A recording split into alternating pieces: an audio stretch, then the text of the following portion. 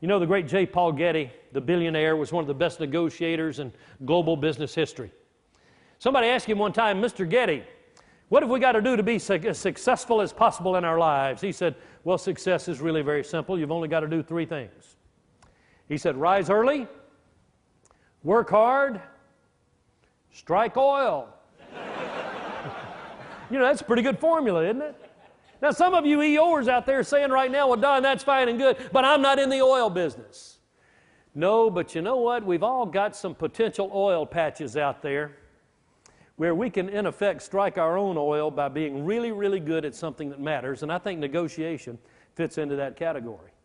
How many of you would agree that most people don't like to negotiate? Most people hate to negotiate. In fact, most people, even people who say they like it, all of us probably have at least a little bit of a disease that prior to this morning you probably didn't even know you might have had a little bit of. Now, I hate to be the bearer of bad news, but I'm going to tell you about the disease, and most of us have it. It's called Negocio Phobia. And in business today, we can ill afford to have Negocio Phobia. The good news is there's a solution to it, to how we deal with it. Well, first of all, what is Negocio Phobia?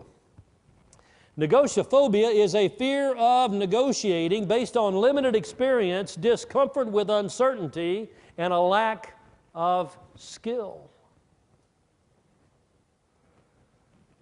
Anytime we go into a negotiation with reluctance or without preparation, we're going to probably have a little Negocio Phobia come into play. And by the way, what is a negotiation anyway? A negotiation is the often ongoing process through which 2 or more parties whose positions are not consistent work in an effort to reach an agreement. That's a negotiation. Now, let me give you a couple of models and a little history on this, that there are 4 negotiation styles. And it is incumbent upon us to know all 4 and be competent in terms of the 4 skill sets of how to do each. And this is a new concept. It's a new twist for negotiation training because most people have one method. If they teach negotiations at all, they teach one method. And most of it is competitive, hardline negotiation. The pie is finite in size. Every dollar you get, you're taking away from them. And you've heard about the hardline approach, right? Sometimes there's a place for competitive negotiations. Then there's another style called collaboration, and that's what the Harvard Business School teaches in their negotiation practices classes. It's always win-win. Try to create a win-win, lasting relationship. You know what? I like collaboration. I like win-win. That's where I like to go if they're going with me. Let me show you our grid. It's based on the idea that there are 2 axes on the grid. The vertical axis is what we call activation, and the horizontal axis is what we call cooperation. And the net effect of that is you've got 4 negotiation styles. So take a look at the screen. We've got proactive at the top and reactive at the bottom. So that vertical line is the activation line. Then the horizontal line is the cooperation line with low cooperation over here, high cooperation over on the right.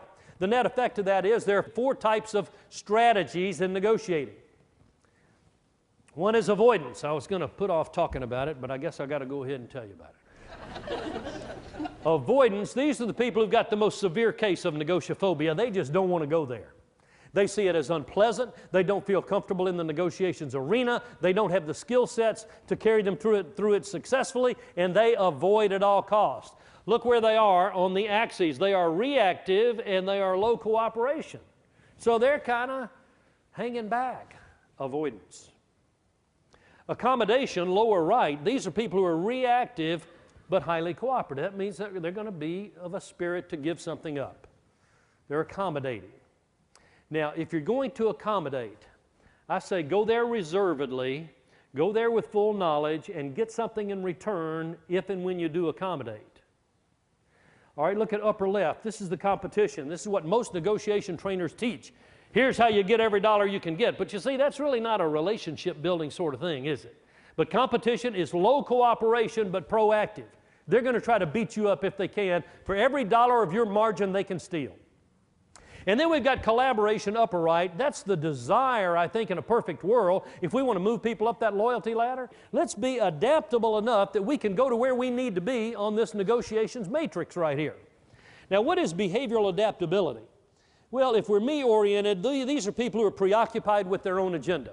And maybe this is somebody who's going to be a competitive negotiator. They got their blinders on and they're not going to move around much. They're tough.